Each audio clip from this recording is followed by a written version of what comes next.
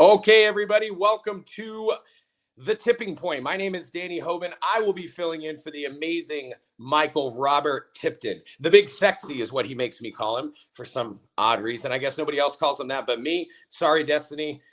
We're just friends. But listen, Mike is still in Mexico doing his thing. Don't feel bad for him. This guy sent me some pictures yesterday and of champagne glasses, margaritas. He's having a good old time. Don't feel bad for him. He's doing just fine. He'll be back tomorrow for the show. But today I'll be covering for him. We are The Tipping Point, the Tipton Sports Broadcasting Network. We are also on Roku TV with national streaming sports. We're on Facebook. We're on YouTube. So, yeah, appreciate everybody logging in. We're going to be talking about the Super Bowl, of course. Most of the show is probably going to be about the Super Bowl, how the Eagles absolutely dominated throughout this entire game. Now, before we get started, this show is brought to you by W. W is a clean energy drink that gives you 150 milligrams of caffeine, no sugar. It's about $1 a drink. My favorite thing about it, when I've tried it, I've had it a couple times before shifts, before I go into work, and you don't get that full, like, I used to drink Bang energy drinks before W. I used to drink Monsters. When you drink those things, you get kind of full. You get like what I call the bubble guts. It's disgusting. I don't feel amazing after I drink those. Plus all the sugar intake, like in Monsters and Red Bulls. You don't get that with W. You feel good. You feel clean. You feel light. You feel energized going into your shift or whatever you have going on. Maybe you're cleaning the house. So check it out. Go to W.com and type in Mr. Tipton 33 to get 10% off your first order. We're going to be talking about the Super Bowl today. Again, Mike is still in Mexico slamming tequila shots. He sent me photos that look like something from a freaking magazine, so don't feel bad for him. He's doing just fine. He'll be back tomorrow for the show. Let's see here. Eagles absolutely dominated 40-22 in Super Bowl 59. Jalen Hurts taking home the Super Bowl MVP. So if you didn't watch the game, don't worry. I'm going to get you updated on everything that was going on. But before we dive in super deep into this thing, I just want to remind everybody that when Mike and I did a show on Friday, Friday is the last show that we did, Mike said the Chiefs are the Chiefs. Mike said Patrick Mahomes is Patrick Mahomes. So, and I told him, I said, listen, on paper, the Philadelphia Eagles are the better team. They are the better team. Number one defense in the NFL. They have Saquon Barkley. Guy rushes for 130 yards a game or whatever it was all season long. Could have won the MVP. Josh Allen won MVP, but Saquon Barkley was up there. What an amazing year for him after leaving the Giants, going to the crosstown rivals, I guess you can call them crosstown rivals, with the Philadelphia Eagles, having an MVP-type season. Now he goes all the way to the Super Bowl. They win the entire thing.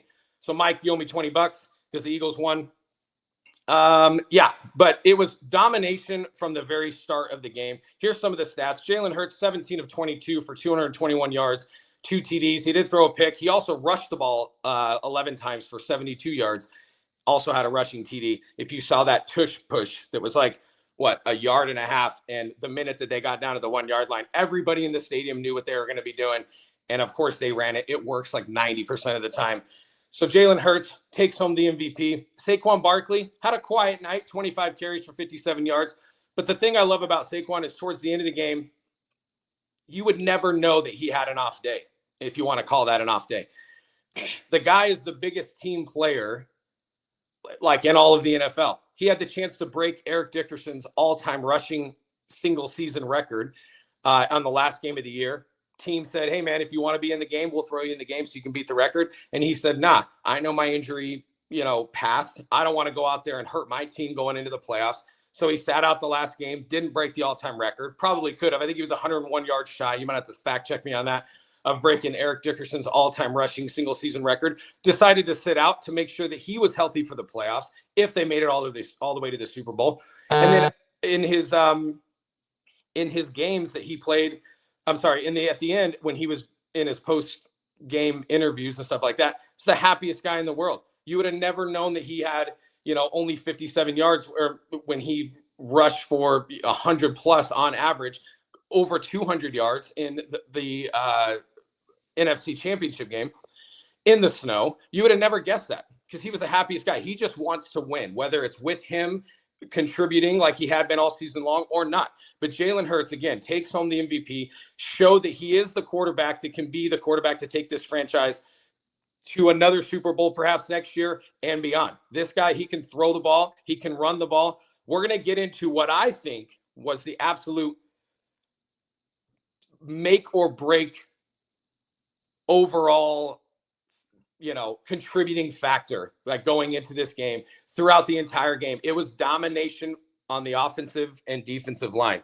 And Chris Berman on ESPN last night on NFL Primetime said it best. If you can dominate the line of scrimmage and you can dominate the turnover game, I like your chances of winning. And I couldn't agree more. Patrick Mahomes, real quick, before we dive into how the Eagles dominated this entire game. Patrick Mahomes, 21 of 32, 257 yards, 3 TDs, 2 picks. He also rushed for 25 yards. Most of those yards were in the second half when they were playing catch-up the entire time. Travis Kelce, 0 first-half catches, finished the game with 4 catches and 39 yards. A quiet game for Travis Kelce, who might be on the declining. I'm not going to say might be. He is on the declining of his career. One of the all-time great tight ends. Tons of respect for that guy. But had a very off day today when I went on to DraftKings and said that he was going to have at least 5 catches for 50-plus yards. He didn't get, well, I guess he got close to that, but I was trying to be safe, saying he might have a big game. He's big guy, big game Travis. He always shows up for these big games. He did not show up yesterday. Tough day for the Kansas City Chiefs. The Philadelphia Eagles, number 1 rush defense in the NFL, held the Kansas City Chiefs to 49 rushing yards. 49 rushing yards is all they had. And when you know, as a defense, when you have the team that the Philadelphia Eagles have on defense, you know that the Kansas City's not going to rush the ball. They can't rush the ball. They couldn't rush the ball all year long. Now you're facing the number 1 rush defense. So what do the Eagles do? And I said this before the game started. I said, all you have to do is rush 4 guys. If you can dominate the defensive line against the offensive line of the Kansas City Chiefs, if you can dominate rushing 4 guys and drop 7 guys into zone coverage the entire game, how is Patrick Mahomes? You know they're not going to run the ball. They're going to pass the ball because that's all they have. And you know that they're not going to be able to do it. And that's exactly what happened. So I don't care if you're the Chiefs, the Eagles, or any team in the NFL, if you know you can dominate the line of scrimmage the way that the Philadelphia Eagles did, and you can drop 7 guys into zone coverage, and they were playing cover 2 and cover 4 all game long. If you don't know what cover 2 and cover 4 are, basically cover 4 is you don't let the 2 defensive backs on the outside and the 2 safeties, they drop deep. So the deep part of the game is out of the question. Their number 1 goal is to make sure nobody beats them deep. Then you drop 3 linebackers into zone coverage to make sure that the short game's covered. And so when you're Patrick Mahomes and you're running for your life the entire game, which is what he was doing, and this guy he's Houdini, right? He's rushing around, he's dodging tackles, and he's throwing on the run into tight windows. He's done that his entire career. He's had amazing success doing that his entire career. But yesterday was different. When you have the number 1 defense and 4 offensive or defensive linemen rushing and getting to you within a second and a half, 2 seconds, and you're rushing around and you got 7 guys dropping into coverage, the long game, the deep game's covered, the short game's covered because the linebacker's dropping into zone coverage. You better fit those balls into tight windows. And there's Michael. There he is, my boy in Mexico. Good morning, Danny. Philly won, just like I said they would. Nope. You owe me $20, buddy. So you can Venmo me, or I have, Cash App. Any way you want to pay me, Mike, go ahead. Drinks are on you tonight when I get off work. Thank you so much. Philly dominated, just like I said they would. And I know, Mike, that you don't think that the refs contributed at all to the Kansas City Chiefs' success. And I said on our last show on Friday, I said, if the commissioner called, right? I'm this conspiracy theorist over here. If the commissioner called the NFL, the reffing team that ref the entire game yesterday, and he said, hey, man, people are on to us, so let them play, that Philly will dominate. And that's exactly what happened. Philly had 9 penalties when Kansas City only had 8. It was pretty even there. But from the start of the game, it was absolute domination from the Philadelphia Eagles. They were up 24-0 at halftime. Patrick Mahomes, I think, I have it written down here. Patrick Mahomes, I think, had 34 yards in the first half throwing the ball. Again, he had 6 for 14 for 33 yards and 2 picks in the first half. Tough. But even Philly got all the calls. Mike Tipton says Philly got all the calls and this game is rigged. Oh, now it's rigged, huh? But last week when the average, don't get mad that I say average, the average Kansas City Chiefs were 15-2 in the regular season, and they threw the last game because they didn't need to win. They already had home field advantage, number 1 seed in the AFC. Now it's rigged that the Eagles won. Let's go Philly, dude. I already got my Eagles hat. I ordered it yesterday. All right. Now I'm a Philly fan. Okay. I don't care. I'm not a Philly fan. I'm a Dallas Cowboys fan. And I should not be speaking so highly of the Philadelphia Eagles. But I wanted the Chiefs to lose. And I wanted them to get embarrassed. I wanted Travis Kelce to get embarrassed. And that's exactly Destiny. If you just logged in, I'm happy because I don't know if you know this, but Mike makes me call him the big sexy, like when you're not around. And I don't know if he's joking, if we're just friends or what. But if you're just tuning in, I'm covering for Mike today. He's in Mexico having a good old time. He sent me pictures of champagne and margaritas, and it looked like photos from a freaking magazine. So if you're like, oh, Mike, I wonder if he's under the weather after the Super Bowl. He's not. He's partying in Mexico like a wild animal. Don't feel bad for him. He'll be back for the show tomorrow. But again, back to the game. First half, defensive line absolutely dominated. I'm going to throw a crazy stat at you here that I heard on NFL Primetime last night. Philadelphia, 13-plus turnovers in the postseason. The Eagles yesterday in the game, in just the Super Bowl alone, 16 pressures, 6 sacks, and they never blitzed one time. Never sent the blitz. When you can dominate with those 4 defensive linemen, they played a 4-3, cover 2, cover 4 defense the entire game. When you can dominate with those 4 guys only, and you're dropping 7 guys into zone coverage, and Patrick Mahomes is running for his life, you're not going to be able to, I don't care who you are, you're not going to be able to have success. And that's exactly the fact that they had 6 sacks and they forced 3 turnovers, 2 interceptions, and a strip fumble. When you can do those kind of things, like, you are going to win the game. The overall, like, possession game, Philadelphia had the ball 37 minutes to Kansas City's 23. So when you can dominate offensive and defensive line of scrimmage, and you can dominate the turnover game, and you have the ball 15 minutes longer than the other team, you're going to win that game. No matter how good your offense is doing that day, whatever. Like Jalen Hurts said yesterday, offense wins football games, defense wins championships. And that's exactly what you saw yesterday. So this game from the very beginning, but I'm not going to lie to you. When I saw that Philadelphia was winning 24-0 at halftime, I said, nobody get excited. This is still Patrick Mahomes. This is still the Kansas City Chiefs. This is still, how many times do we see with Brady that them down 21-0 at half or 24-3 at half or whatever, and Brady comes all the way back in the fourth quarter and they win, and everyone gets all excited like, oh man, we finally beat Brady in the Patriots, and they come back in the fourth quarter. That happened all the time. So when it was 24-0, I thought about going on a DraftKings and throwing like $5 on the Eagles coming back. The Kansas City Chiefs coming back and winning. But I'm glad I didn't, because it ended up being domination throughout the entire game. But again, 13 pressures, 6 sacks, 3 forced turnovers, and they didn't blitz one time. It was unreal. If you didn't watch the game, go to YouTube and just type in condensed Super Bowl 59 game, and you'll see Patrick Mahomes, every time that he dropped back, running for his life. And one thing that I saw yesterday, which killed me, because Travis Kelce is a big game player. He seems to show up in these big games and have amazing success when it really matters. One thing I noticed yesterday is when Mahomes, one play in particular in the third quarter, he dropped back, immediately guys in his face, 7 guys being dropped into coverage. He's literally probably broke 2 or 3 tackles, spinning out of trouble on the run. And you could see Travis Kelce the entire time in the middle of the field, literally just standing there, not trying to get open. Now, when you're a receiver, if you've never played football before, you have a designated route that you're supposed to run in every particular play.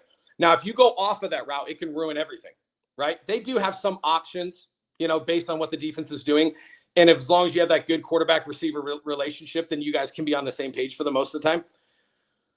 But one of the best things about being a receiver, as you're running your designated route and your quarterback starts to run for his life, is you can kind of break off of that and improv a little bit and say, oh, this guy in zone coverage, I'm in his zone right now. I might be doing a 5-and-in or a slant or a post route, but I see Mahomes running for his life, so I can kind of improv a little bit and try to get open. And that's what the Kansas City Chiefs have done so many times is when Mahomes is on the run, their receivers figure out a way to get open. There's a window behind me as I'm running a slant route. I can turn and go the other way and get open. I saw Kelsey so many times just stand there and not try to get open. And it was sad to watch. It looked like Mahomes was giving 110%, trying to figure out a way to scramble out of this horrible situation he's in. And no one's breaking out and trying to get open. It was sad to watch. I don't like the Chiefs. I wanted them to get embarrassed. But when you see it go down like that, it's like, it's a hard thing to watch. And so the Chiefs, to me, Mahomes showed up, but the rest of the team didn't. They couldn't run the ball all year long. I mean, again, number one rush defense in the Philadelphia Eagles held the Kansas City Chiefs to 49 overall rushing yards. That's tough. I mean, you're not going to win the game.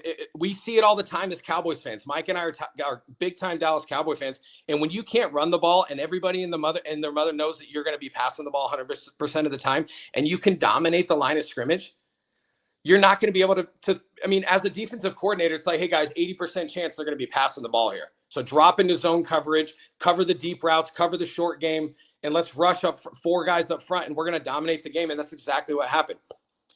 Now, on the other side of the ball, Jalen Hurts. Here's a big difference because you might say, Hurts had some pressure, but not really. He had pretty much, there was a handful of times that he had all day to throw. He would drop back and he had all day to throw. Now, the few times that Kansas City did get pressure on them, the big difference was KC was playing man coverage. First of all, A.J. Brown and some of those receivers that Philly has, I'll take them in one-on-one coverage all day. They're bigger than Kansas City's defensive backs. But not only that, but when you're playing man coverage and you are stuck on this one guy and he runs a fly route or a deep post and Jalen Hurts does happen to get a little bit of pressure, when he goes to scramble, there's not guys in zone coverage in their designated areas just protecting the defensive field. There's not guys just hanging out waiting for guys to come on a crossing route into their area or come into a slant route into their area. They're playing man coverage where they're chasing a guy around every single time. So when you have a bunch of guys going deep in man coverage, what that does is it opens up the short game for either slant routes or stuff like that, or for Jalen Hurts to improv and take off running, which is what you saw. And that's the difference. When Philadelphia is dropping into zone coverage on defense and Mahomes tries to scramble, there's a middle linebacker, an outside linebacker, 3-4 yards past the line of scrimmage, ready for Mahomes to come into his area. And when you're running man coverage, it's a lot easier to scramble, which is why Jalen Hurts had 72 yards rushing. Only 2 or 3 of those were designated runs. The other ones were him running with a broken play when nobody was open downfield. So that was a big contributing factor, man coverage versus zone coverage. I mean, listen, I'm no expert on the NFL. My thing is really MLB, Major League Baseball. But I'm going to tell you, when I play Madden, I never run man coverage. Okay? And this guy's talking about Madden on Roku TV, on Facebook. Yes, dude, that's about as much as I know about the NFL. But I never run man coverage. I'd rather do zones and make the quarterback fit the ball into those tight windows and rush 4 guys, maybe the occasional blitz. But yeah, tough game to watch if you're a Kansas City fan. I bet a lot of money was lost yesterday. I bet a lot of people bet on the Kansas City Chiefs winning the Super Bowl. And I know a lot of people, like celebrities, bet big on the Kansas City Chiefs winning. And they lost. So it's tough. But overall, Philly dominated. They were the better team. On paper, they're the better team. They showed up yesterday as the more prepared team. And it was fun for me to watch. I was at work at the restaurant. We were slow because it's Super Bowl Sunday, which I was happy about because I got to watch most of the game.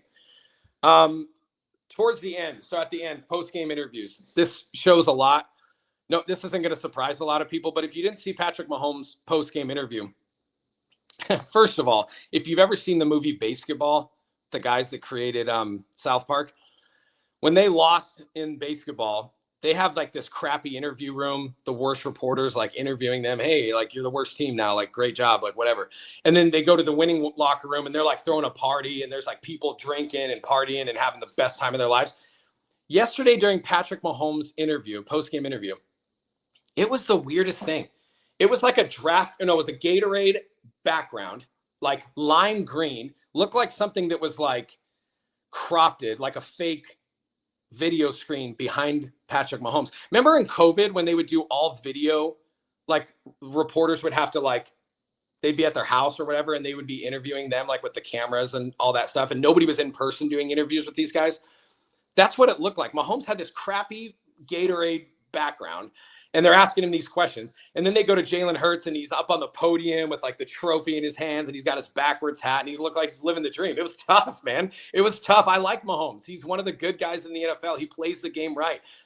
Yesterday, when they asked him, what was the biggest contributing factor to this loss? He literally said, this game's on me. I got to play better. I can't turn the ball over 3 times and expect us to win. I can't throw 2 interceptions in the first half and expect us to win.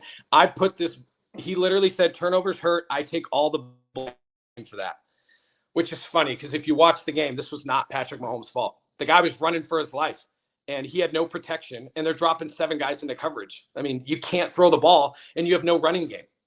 But Mahomes, being the professional that he is, took full blame for that loss. But this is not on Mahomes. This is on the running game for the Kansas City Chiefs. This is on the offensive line, which is hurt. A lot of their handful of their offensive linemen are hurt, and we're out of the game. And this is not on Mahomes. You know, I think Kelsey did not look like typical Travis Kelsey. And I know he had, 3 or 4 years of 1,000 yards receiving, you know, and again, yeah, Marlene Salcido, sorry if I'm messing up your name there, but yeah, said it was all in the O-line, 100%. Mahomes had no time to throw. He was running for his life the entire time. It was sad, but not so sad. I'm glad they got dominated. I know, Mike, you wanted the Kansas City Chiefs, but, you know, tough game to watch as Kansas City Chiefs fan. But, yeah, all on the offensive line, especially when you can't run the ball. It's just a tough game to watch. But I want to know something. I want to know what this says to the New York Giants, right? They lose Saquon Barkley. He goes to the rival Philadelphia Eagles.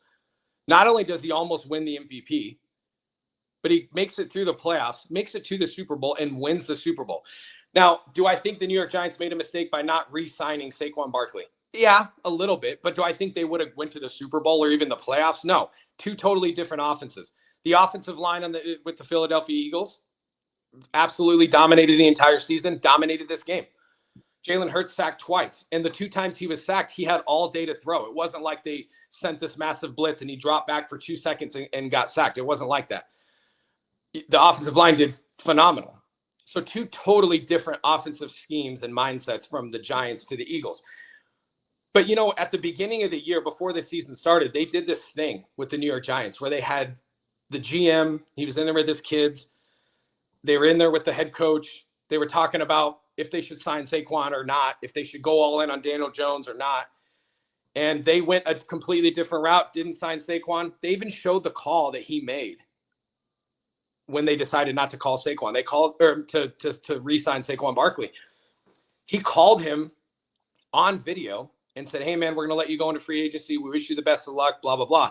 And then he goes and wins the Super Bowl. This has to feel good. I mean, this is everybody's like retaliation against any team that they hate because they didn't get the success they wanted.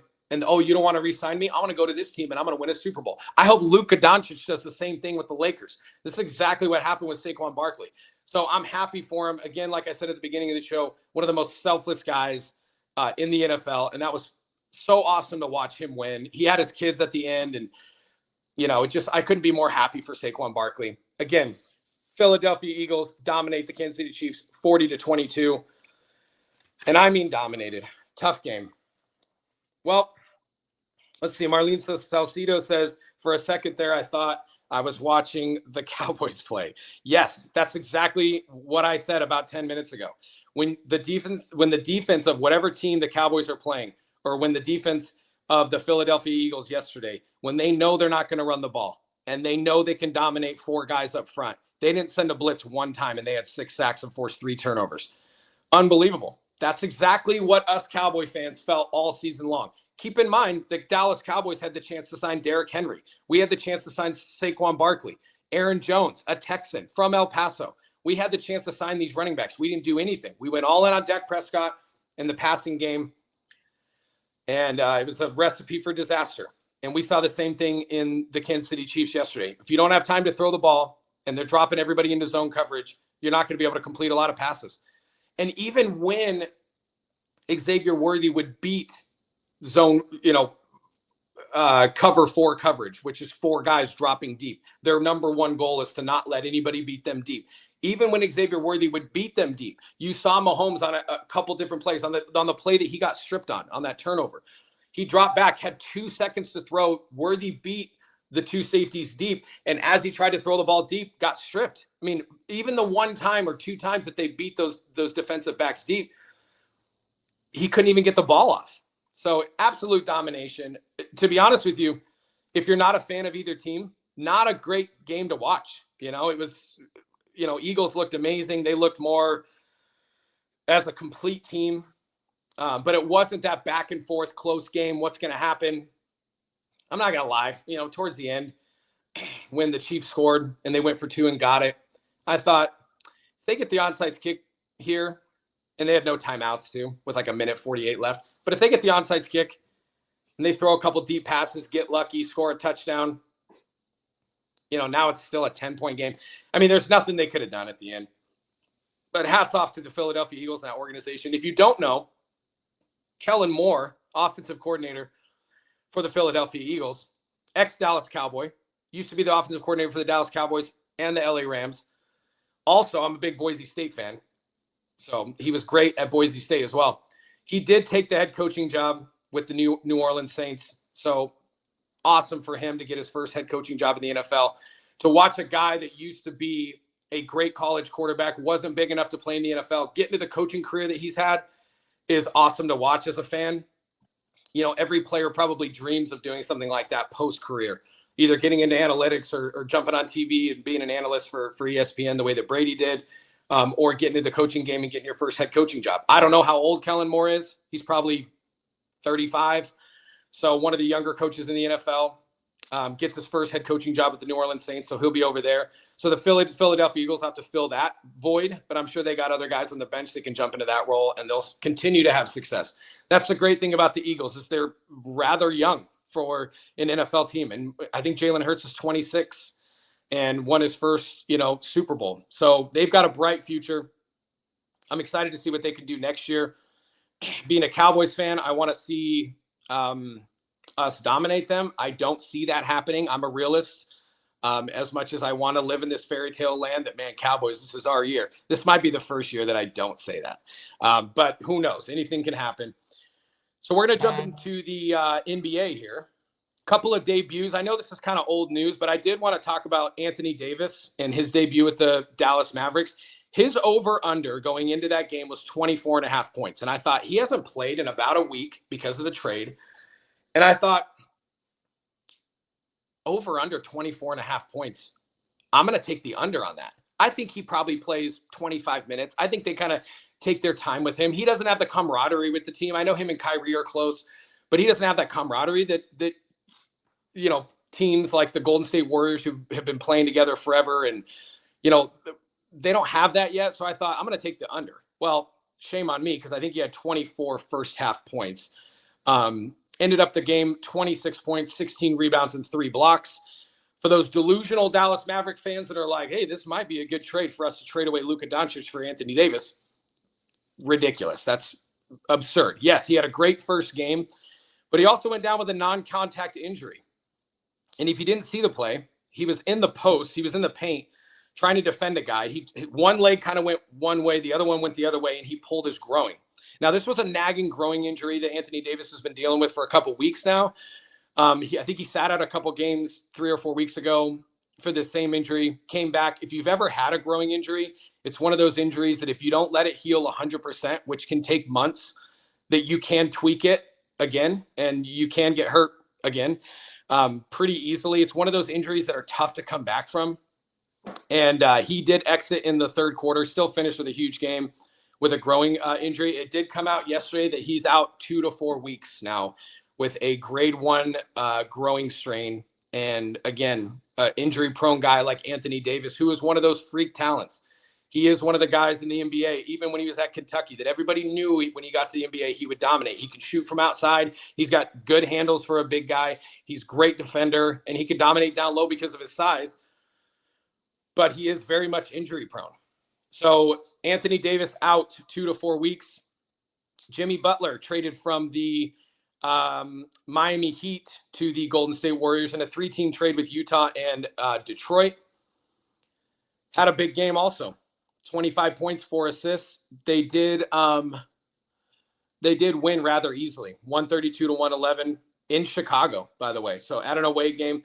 To me personally, Jimmy Butler and Steph Curry are a great duo. Steph Curry can dominate the outside. Jimmy Butler's more of for a guard or a small forward. He's more of an inside. He can dunk. He can drive well. He can get fouled and get a lot. He can get to the line a lot, while Steph Curry's sitting out on the perimeter just draining threes. So that little combination there, I didn't know what we'd get from Jimmy Butler because he sat out for so long, as he refused to play for the Miami Heat and demanded a trade.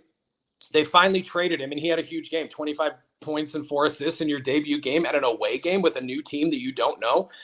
Hats off to Jimmy Butler. Now, he did sign an extension with them, 2 years, $161 million, I think, or maybe, no, 2 years, $121 million. I think it was $60.5 million a year for the next 2 seasons as he'll be in Golden State. Do I think he's worth $60 million a year?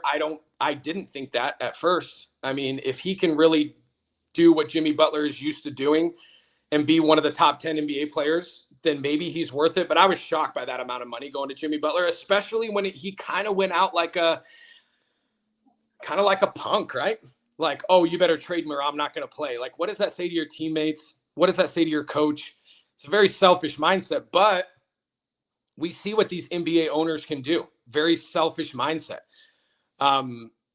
And I think that, overall, we don't see a lot of the behind the scenes things that happen in the NBA with ownership, player, relationships. Dennis Schroeder, the German basketball player that played in the Olympics last year, averages like 14.5 points in his career, 4 assists, 4 or 5 assists, couple steals. He's a great 6-man. He could probably be in the starting 5 or, be a 6-man for anybody in the NBA. Came out after Luka was traded and said, this is modern day slavery, is what Dennis Schroeder said. Yeah, yeesh, that's tough words to say. Now, I don't agree with that 100% because they're making millions of dollars a year. But what he's saying is owners could care less about you, could care less about your family, could care less about where you live. And they could just pick up and trade you at any moment. He said that when Luka Doncic got traded to the Lakers. A lot of NBA players said similar things. Nobody's safe. Anybody can be traded. Anthony Edwards came out and said, if you're going to trade me, do me the favor of coming and telling me that you're going to trade me, or that we're going to put you on the market. Don't just blindside me with a trade the way that happened to Luka. So when Dennis Schroeder said these comments, 2 days later, part of the Jimmy Butler trade, he was traded 3 times in 24 hours. So he went from being traded to the Miami Heat to being rerouted to the Utah Jazz to being rerouted to the Detroit Pistons. I mean, that's tough. And part of me, and I probably shouldn't say this, but part of me thinks the owners got together and said, oh, yeah, you want to see how bad it really can get? Well, we're going to trade you 3 times in 24 hours. The guy's playing for his 4th team this year alone. So tough. When you see Jimmy Butler kind of stand his ground and say, hey, I'm going to do what's right for me and my family, because screw you to the owners, because you guys could care less about us. Do I blame him? No. But when I was younger, 10 years ago, I probably would have been like, man, what a punk, Jimmy Butler sitting out, not wanting to play. Like, what a selfish player. But when you hear stuff like this that's going on with Dennis Schroeder and the way that Luka Doncic just got chewed up and spit out, cost him like $111 million because now he can't sign the Supermax with Dallas. I don't feel so bad for the owners when players are sitting out. So, again, Jimmy Butler, the combo of him and Steph Curry, I'm excited to see that and see what can happen. De'Aaron Fox being traded to the San Antonio Spurs, I think, is huge. He had a big first game, 24 points, 5 rebounds, and 13 assists. And they won 126-125 against the Atlanta Hawks. So some of these debuts, and when's the last time that we saw 3 or 4 big trades in the NBA right before the trade deadline? You see that in baseball all the time. You see big guys being traded for prospects right before the deadline, for guys that want to make a playoff push, either late in their career, or some of these teams like the Yankees or the Dodgers they always make big trades right before the deadline to kind of give that last push to try to get to the World Series. You don't see that a lot in the NBA. So I'm excited as a fan to see these guys traded at the deadline like this. But you do feel for some of these dudes that get traded. Zach LaVine, in his debut with the Sacramento Kings, 13 points in 31 minutes, and they got blown out by the Magic, 130 to 111. His next 2 games, he had 22 points in both games, in game 2 and game 3. But again, Zach LaVine is one of those guys that kind of reminds me of a Vince Carter, right? He can hit threes. He can hit those crazy contested shots. But you don't know what Zach LaVine's going to show up. Is it going to be the guy that's going to drop 50 and he's going to be dunking on dudes all day?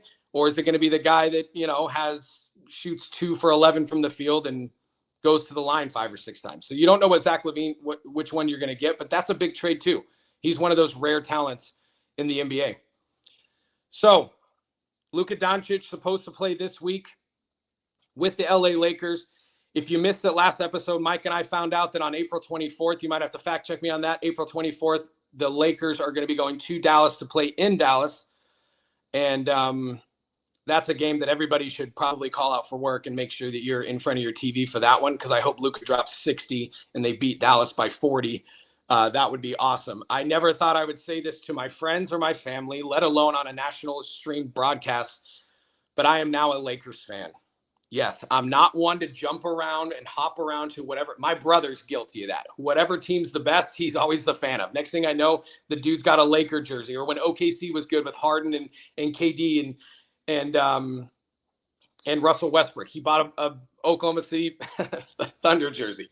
So that guy chases every good team. I don't normally do that. I've been a Diamondbacks fan through the good, through the ugly, like through the worst moments of their entire existence. And I will never stop being a Diamondbacks fan.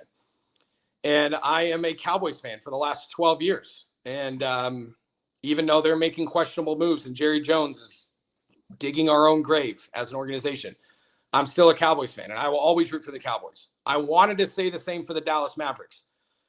But the Dallas Mavericks trading away Luka Doncic, I mean, if you missed it last episode, his first 5 years since he was 20 years old, first team All-NBA. Nobody's done that. LeBron didn't do that. Michael Jordan didn't do that.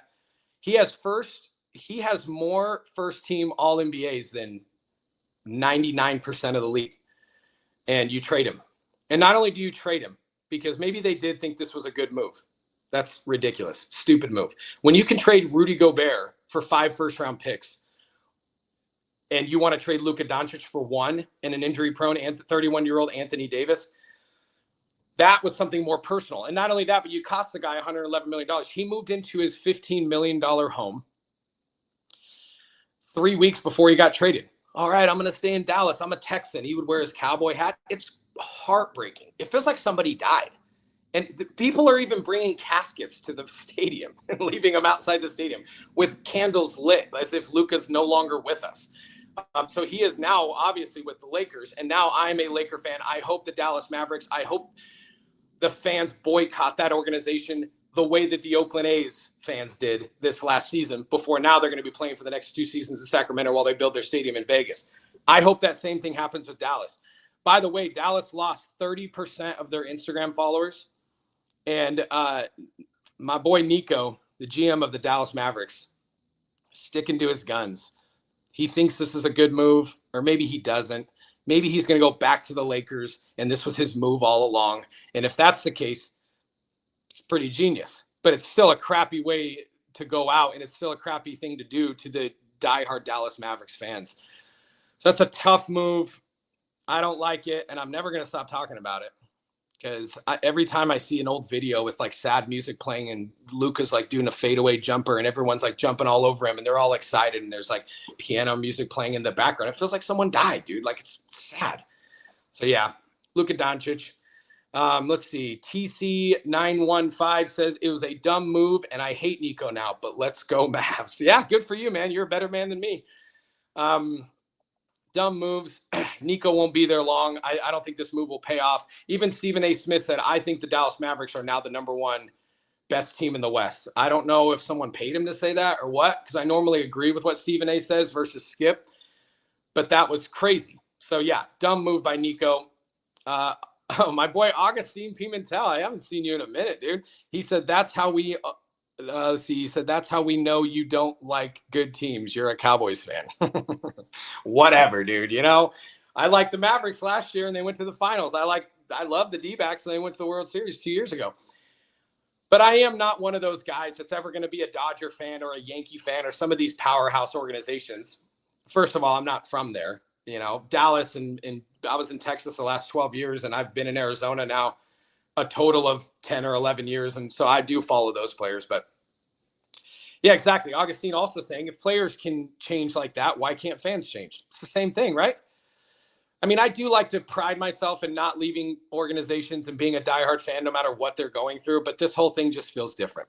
So yeah, Luka, please, on your debut, I hope you go off. I hope the Lakers win a championship this year.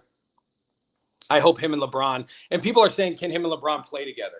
Yes, they totally can. They are both very unselfish players. I love Kobe Bryant, right? Who doesn't love Kobe? But there are times that Kobe would shoot the ball 30 times in a game. Guys were open on the perimeter, and he's like fadeaway jumpers with 3 guys on him, and he's missing.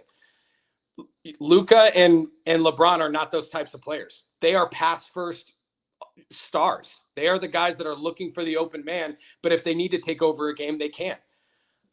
There was a highlight that I just saw yesterday in the middle of COVID where there was like 3.2 seconds left in an NBA playoff game. Dallas Mavericks were playing, and they have their timeout. There's a timeout. You should look this up, but there's a timeout with 3.2, and the coach is drawing up a play, and Luka has a water bottle, and he's doing like a flip. He's trying to land his water bottle flip the same way that my 11-year-old does here in my living room.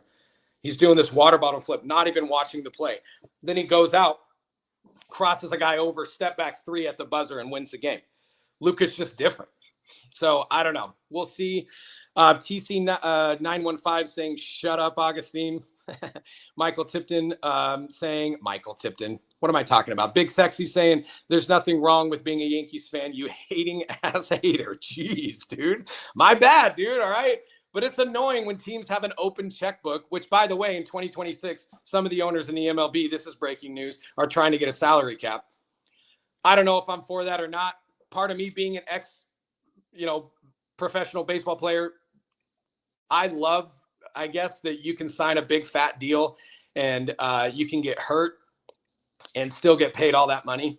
I mean, I think that's kind of cool from a player's perspective. From an ownership side, that sucks. So, that's tough. I'll never forget Carl Pavano. Mike, I know you remember Carl Pavano.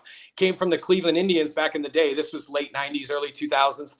Signed with the Yankees, and I'm going to mess up the numbers here, but it was like a 4-year, $60 million deal, which was a lot back then in the early 2000s. I think he's a starting pitcher. I think he started a total of like 10 or 11 games because he was hurt with Tommy John twice in his 4-year career at the Yankees, but he still got paid all that money. So I'm kind of for not having a salary cap, but I get it if they end up doing a salary cap. Everybody else has a salary cap. NFL, NBA. How dare we invoke the name of Carl Pavano, Mike Tipton says. Sorry, Mike, but I'm for it. I like the no salary cap. Yeah, anyways. So I hope Luka Doncic goes, and I hope he dominates for the rest of the season. I hope he signs the max deal with the Lakers.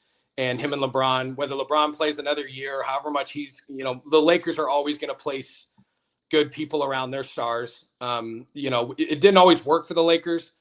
It didn't always work for the Yankees. A lot of teams spend all this money and they end up not going all the way to the World Series, but at least the pieces are going to be there. And who knows? I mean, I don't know endorsement deal wise how much more you're going to make as Luka being in LA versus being in Dallas. I hope he can make up the $111 million that he lost. I'm sure he can. But again, you have no state tax in Texas. I remember LaMarcus Aldridge decided to sign, instead of signing with the Lakers or the Clippers, decided to sign with San Antonio Spurs on the sheer fact that he didn't have to pay state income tax on his massive multi-million-dollar deal. So tough break for Luka, but I know he's going to, but again, and I said this last week, this might be the push that he needed. Is he the hardest working guy in the NBA? Do you think he's getting up at 5 a.m. and hitting the weights and drinking protein shakes and, taking care of his body like a temple? I don't think that. No, I don't think anybody thinks that. But it's tough to say when he's dropping 30 a game and 10 assists and 10 rebounds, kind of let the guy do whatever he wants. But maybe this is the push he needed. I mean, the guy looked like he was going through a divorce when he was going through his press conference. So maybe he'll use this as fuel to his fire. And that he has that fire inside him. The way him and Devin Booker went at it last year. The way that when fans chirp at him, he kind of chirps back. He's got that fire inside him, something that Anthony Davis doesn't have. I don't remember the last time I saw Anthony Davis pissed off. I don't remember the last time in a press conference that Anthony Davis was upset that they lost the game. I don't remember seeing any of those things. It's the same thing with Paul George. Everyone remembers Paul George last year, first round of the playoffs, they're out. The very next day, he's in freaking Cancun partying with his family or friends or whatever he was doing. He was looking forward to the offseason. Some guys don't have that do what it takes, go all for the win. I don't care what we have to do. I'll sell off members of my family to get a championship. You don't see a lot of people that have that mentality, that Mamba mentality. So hopefully this can bring that out in Luka and he just goes off, but we'll see. TC915 says Wemby equals Gumby. I don't care if he looks like Gumby. Wembanyama, what? How do you say his name?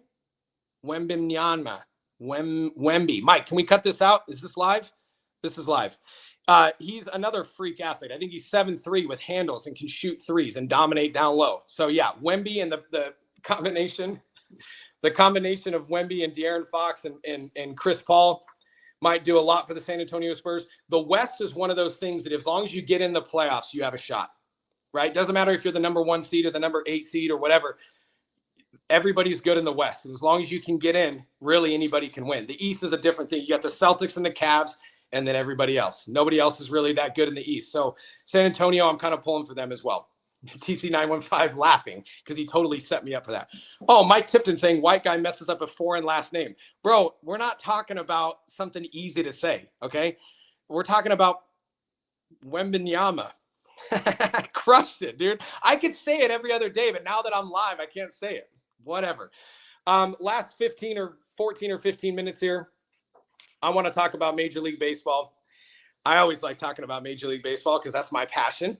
Augustine saying Tipton is going to have a heart attack when you mispronounce his name.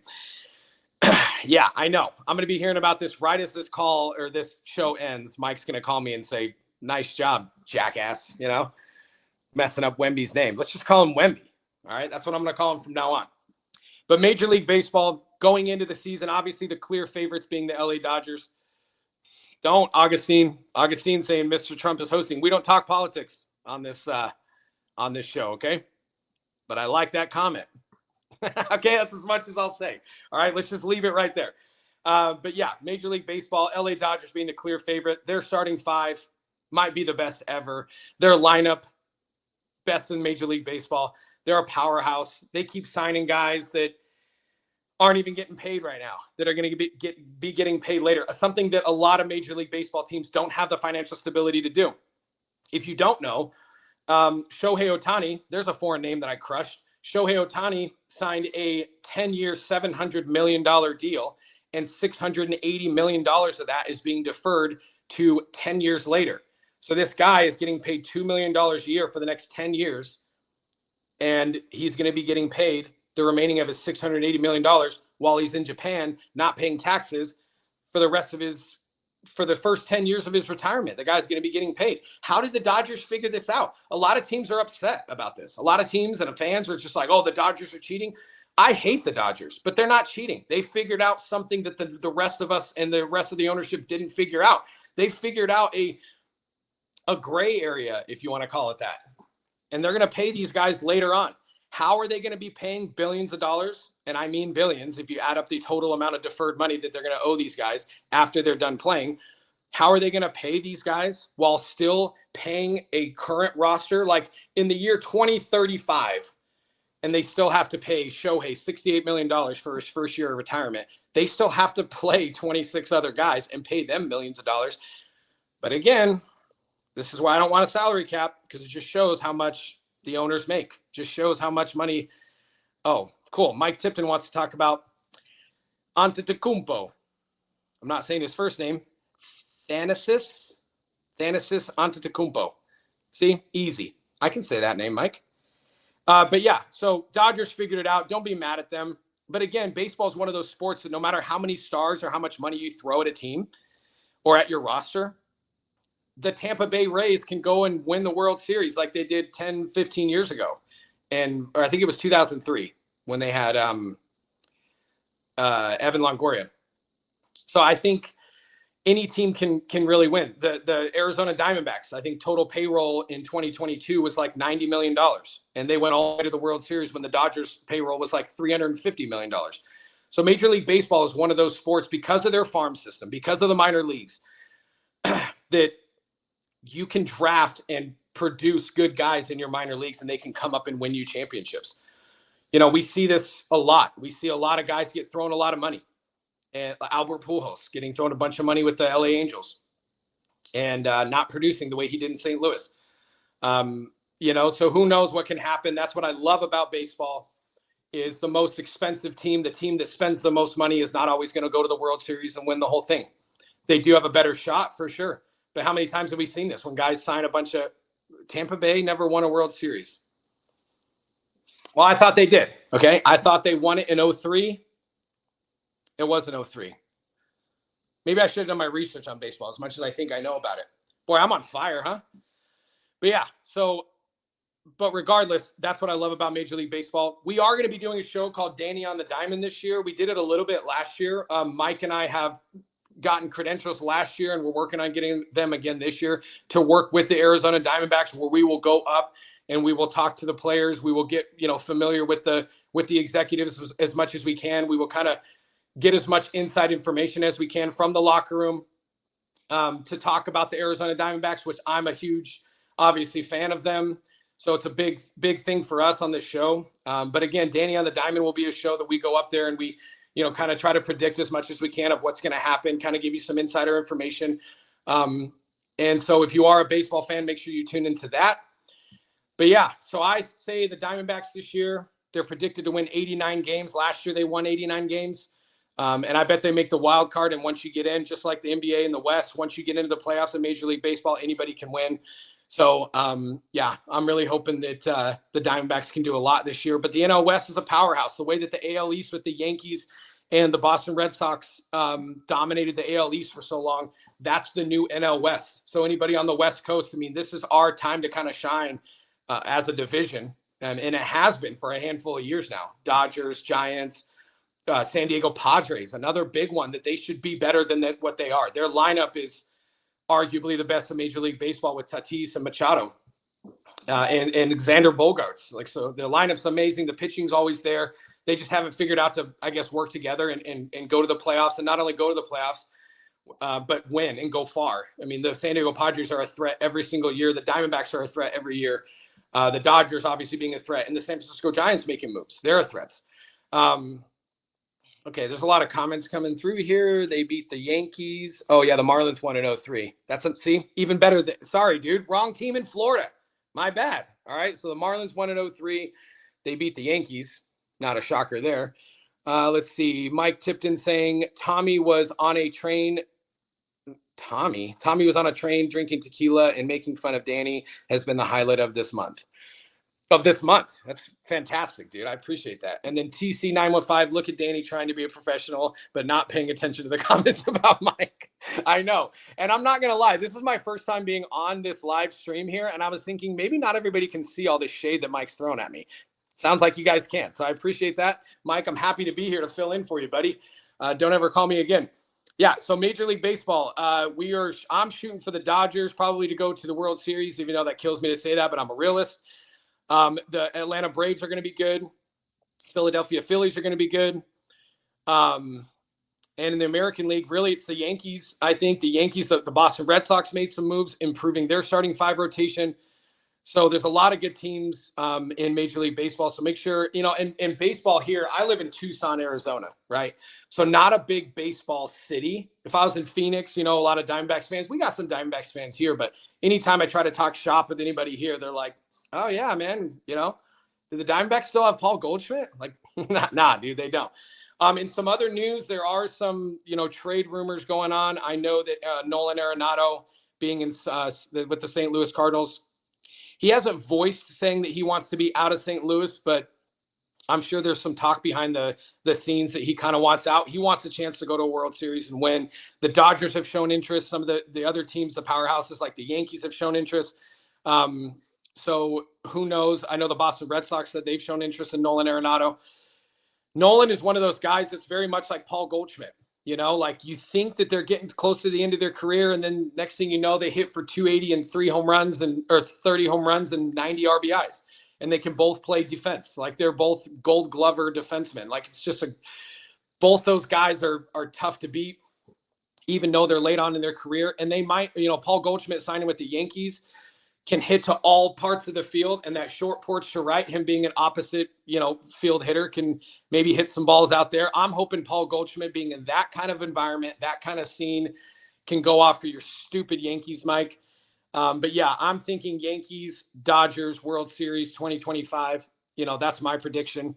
But yeah, so look forward to that. We got 6 days until guys start showing up for spring training. I know a handful of guys are already there, at being early February.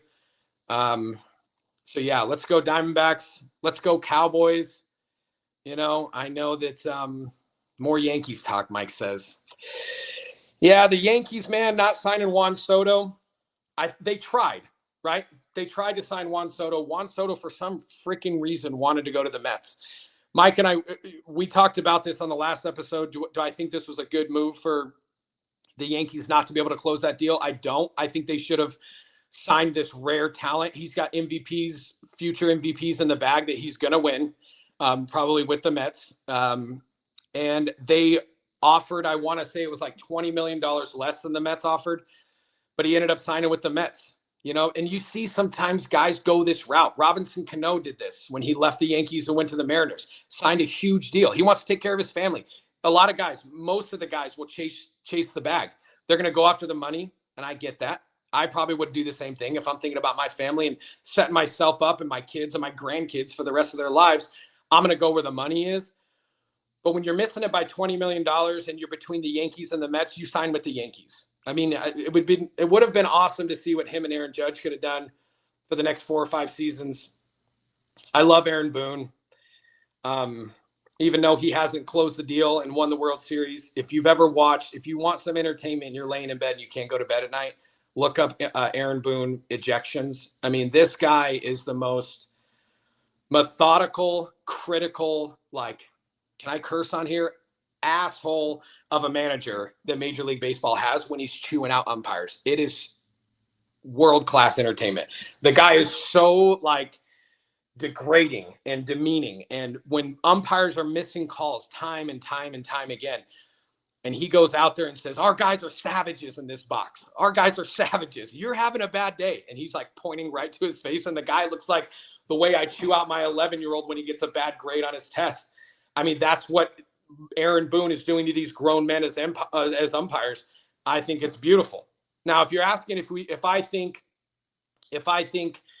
that we should do robot umpires, or that zone where the umpire can ask, they're doing it in the minor leagues, they're testing it right now, if it's a ball or a strike, the hitter can challenge it. The umpire will ask the guys up top if it was a ball or a strike, and if it was a ball but he called a strike, they can overturn it. I don't want any of that. Part of the game being so great in Major League Baseball is there are human error.